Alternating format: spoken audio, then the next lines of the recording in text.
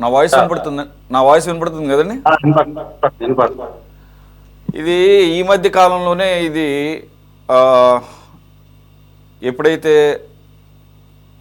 రాజధాని ప్రాంతంలో ఉండవల్లి, పెనుమాక ఏరియాకి సంబంధించిన కొంతమంది వైసీపీకి సానుభూతి పరులుగా చెప్పబడుతున్న రైతులు జగన్మోహన్ రెడ్డి గారిని కలిసిన తర్వాత ఈ సమస్య పబ్లిక్ డొమైన్లో బాగా చర్చ జరుగుతోంది. అంటే అంతకు ముందు ఉంది ఈ సమస్య, మీకు బాగా తెలుసు, అక్కడ ప్రాంతీయంగా ఉంటారు కాబట్టి. అలాగే ఆబ్వియస్గా గవర్నమెంట్కి, అధికారులకి ఈ సమస్యల గురించి తెలుసు. సమస్య అంటే మేజర్ సమస్య కాదు, అలాగని వదిలేసే సమస్య అంతకన్నా కాదు. ఇప్పుడు నేను చెప్పినట్లు దాదాపుగా 200 ఎకరాలు ఇంకా భూ సమీకరణకి రావాల్సి ఉంది పూలింగ్లో భాగంగా. ఇది 84 చోట్ల ఉందంటేనే దీన్ని అర్థం చేసుకోవచ్చు ఎలా విస్తరించబడిందో. ఇప్పుడు మనకి విజువల్స్లో చూపిస్తుంటే మనకి స్క్రీన్ మీద క్లియర్గా కనపడుతుంది. వారు ఎక్కడెక్కడైతే ఆ ప్యాచెస్ ఉన్నాయో వాటి వరకు వదిలేసి, ఎందుకంటే వారు ఇవ్వలేదు కాబట్టి బలవంత భూసేకరణగా కూడా ప్రభుత్వం బలవంతంగా లాక్కుండం కూడా ఇష్టం లేదు కాబట్టి ఎప్పటికైనా మనసు మార్చుకొని ఇస్తారులే. 29,000 మంది రైతులు ఇచ్చారు, 33,000 ఎకరాలు ఇచ్చారు కాబట్టి అక్కడక్కడ ఉన్న ఈ రైతులు రకరకాల కారణాలు అవ్వచ్చు, రాజకీయ కారణాలు అవ్వచ్చు, లేదంటే నిజంగానే వారికి భూమి పట్ల ఏమన్నా ఆ ప్రేమ ఉండి అయి ఉండొచ్చు. ఎప్పటికైనా ఇస్తారులే అని ఇప్పుడు దాదాపుగా 11 సంవత్సరాలు అయింది, బలవంతంగా అయితే తీసుకోలేదు. దానికి కారణమే ఇప్పుడు అక్కడ మనం విజువల్స్లో చూపిస్తుంటే ఈ ఆ ముక్క వరకు రహదారి, మళ్ళీ అక్కడ బ్రేక్, అక్కడి నుంచి మళ్ళీ ముందుకెళ్ళటం ఆ రహదారులు.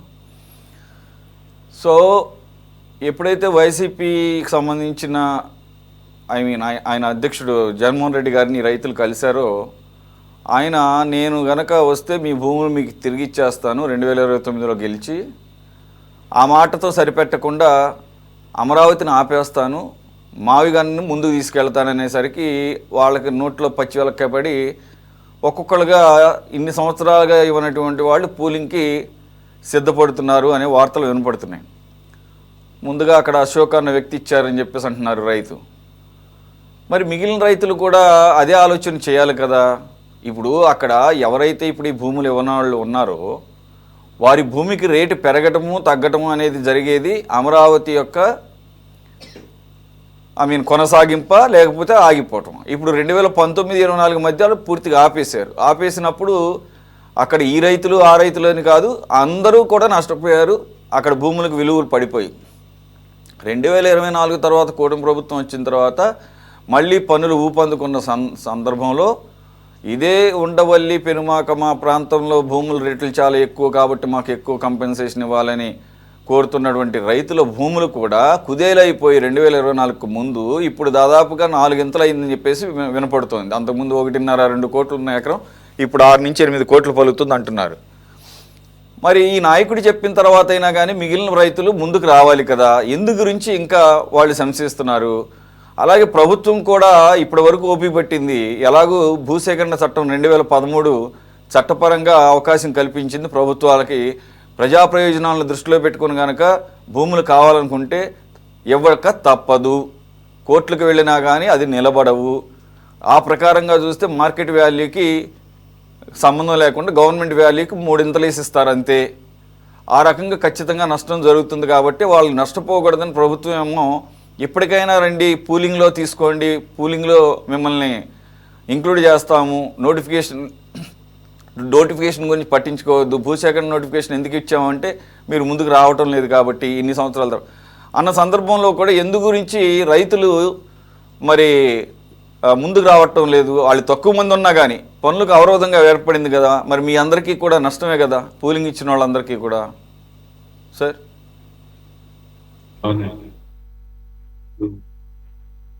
ఈ సిటీ ఛానల్ వారికి, డిబేట్లో పాల్గొన్న వారికి, సిటీ ఛానల్ ప్రేక్షకులకి నమస్కారం అండి. జయ అమరావతి, సేవ ఆంధ్రప్రదేశ్ అండి.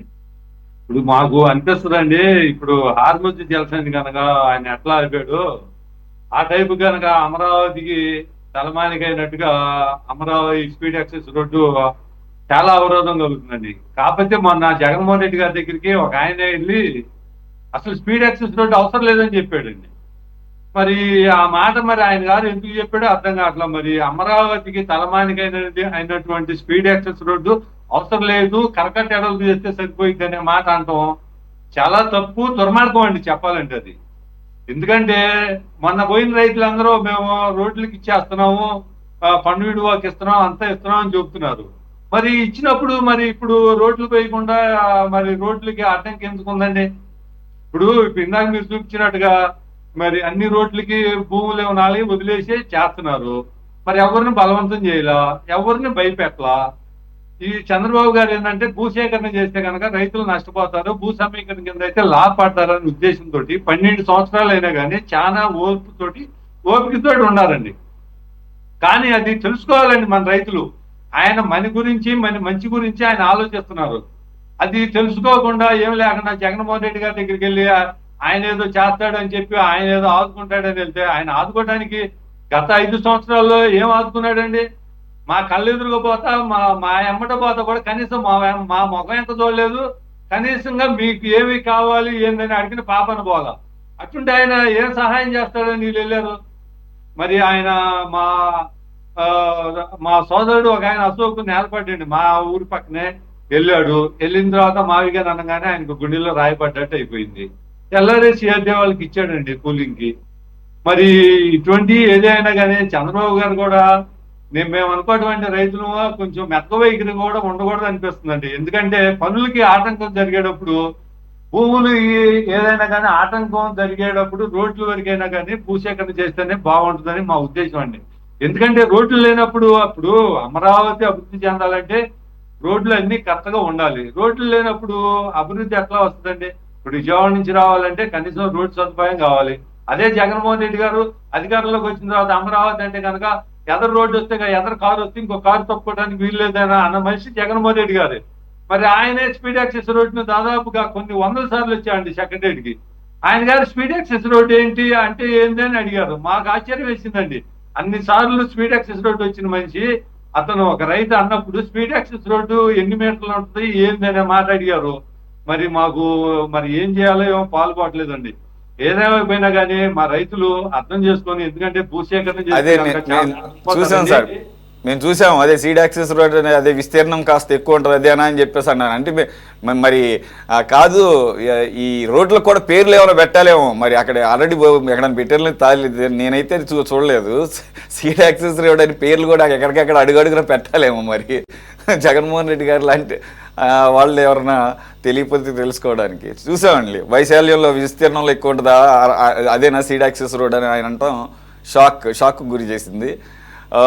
సార్ మరి సీతారామయ్య గారు, సరే మీరు అన్నది కరెక్ట్. ఇప్పుడు మెతక వైఖరికి కూడా దానికి ఒక లిమిట్ ఉంటుంది. 12 సంవత్సరాలంటే చిన్న చితక విషయం కాదు. రెండు ఇప్పుడు ఒక కొలిక్కి వచ్చింది ఇప్పుడు వ్యవహారం అంతా. రోడ్లన్నీ కూడా వేగంగా పూర్తవుతున్నాయి. మరి అక్కడ దాకా వచ్చి ఆ ఒక్క బిట్టు వరకు డైవర్షన్ చేయటం ఇదంతా మరి కరెక్ట్ కాదు. కాబట్టి మిగిలిన రైతులకి కూడా దాంట్లో ఇన్వాల్వ్ అయి ఉన్నారు. కాబట్టి మీరు రైతులుగా అక్కడ లోకల్గా వాళ్ళు ఏ పార్టీ వాళ్ళు అనేది పక్కన పెడితే వారిని కన్విన్స్ చేసే అవకాశం ఏమన్నా ఉందా? ఆ ప్రయత్నం ఏమన్నా జరిగిందా? సాధ్యపడుతుంది. ఇప్పుడు ఇప్పుడు లింగాపాలెంలో చింత శ్రీరామూర్తి గారు 17 ఎకరాలు ఇచ్చారండి మొన్న. మళ్ళీ కొంతమంది రైతులు రాయపూడిలో కానీ వెలగపూడిలో కానీ కొంతమంది రైతులు ఇవ్వడానికి సుముఖంగా ఉన్నారు.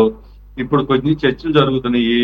ఎందుకంటే వాళ్ళు కూడా తెలుసుకుంటున్నారండి. ఎందుకంటే రోడ్లకు పోతే కనుక రోడ్లకి ఎడితిరిగి ఇవ్వాలండి. వాళ్ళకి తెలుసు రోడ్లకి ఇవ్వాలని. అంత ముంగల జగన్మోహన్ రెడ్డి పరిపాలనలో కూడా మేము రోడ్లకి ఇస్తామని ఒప్పుకున్నారు. ఆ రోడ్లకు ఇచ్చినా కానీ వాళ్ళకి ఒకటి త్రికోణాకారంలో పోతుంది, ఒక మూలాడ పద్యం ఉన్నది కూడా ఉపయోగపడదు, వాళ్ళు నష్టపోతారు అన్ని తెలుసండి. కాకపోతే వాళ్ళు నాకు తెలిసింది ఏంటంటే 914 అగ్రిమెంట్ దాన్ని కొంచెం మార్చాలని అడిగారని తెలిసిందండి. దాన్ని మారుస్తామని అంగీకారం తెలిపారు. దాన్ని దీంట్లో పెట్టేసి ఇప్పుడు ఉన్నారు కదండి మంత్రివర్గ సమావేశంలో దాని ఆమోదం తెలిపి చేస్తామనే మాట తెలుస్తుందండి.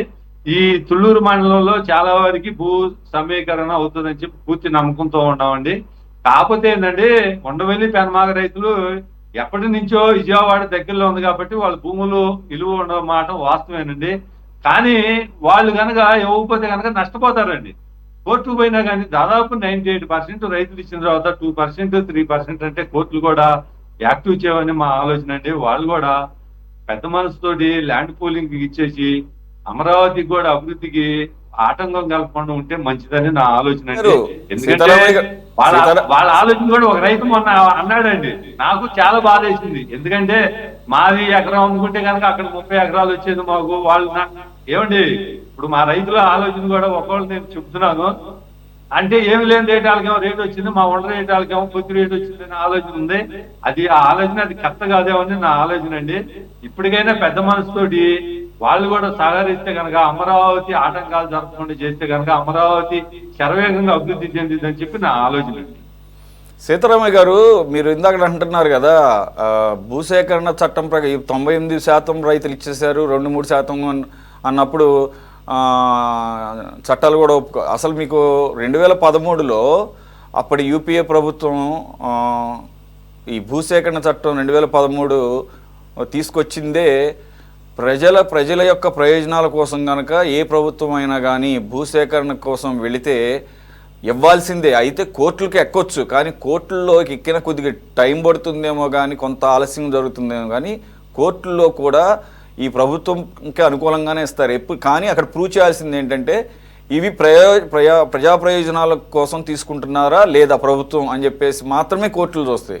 ఇక్కడ ఖచ్చితంగా ప్రజా ప్రయోజనాల కోసమే తీసుకుంటున్నారనేది వాస్తవం. కాబట్టి ఇది అమరావతిలో ఇదంతా పూలింగ్ అని ఇదంతా చేసిందంతగా, అలాగే ఆ రహదారులు చేసినప్పుడు భూసేకరణ చట్టం అనేది ప్రయోగించవచ్చు. అయితే మీరు అన్నట్లు ఏంటంటే ప్రభుత్వం ఇప్పటికీ కూడా వాళ్ళు నష్టపోకూడదు అనే ఒక ఆలోచనతో ఉన్నదాన్ని వాళ్ళు దాన్ని ఏమంటారు, ఒక సాకుగా తీసుకుంటున్నట్టున్నారు. రెండోది మీరు ఒక మాట అన్నారు, 914 అగ్రిమెంట్, కొద్దిగా క్లుప్తంగా అదేంటి చెప్తారా?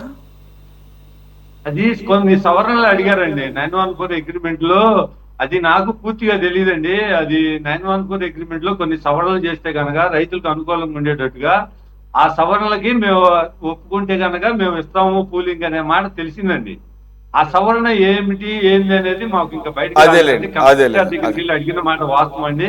అది మంత్రివర్గ సమావేశంలో పెట్టేసి ఆమోదిస్తారు. ఆమోదించిన తర్వాత ఇక్కడ ఇవ్వాల్సిన రైతులు మొత్తం మందడం రైతులు కానీ, రాయపూడి రైతులు కానీ, వెలగపూడి రైతులు కానీ ఇస్తారనే ఉద్దేశం మనకి తెలిసిందండి. అది కూడా అవుతుందని చెప్పి నాకు పూర్తి నమ్మకం ఉందండి. Right sir. మొయినుద్దీన్ గారు.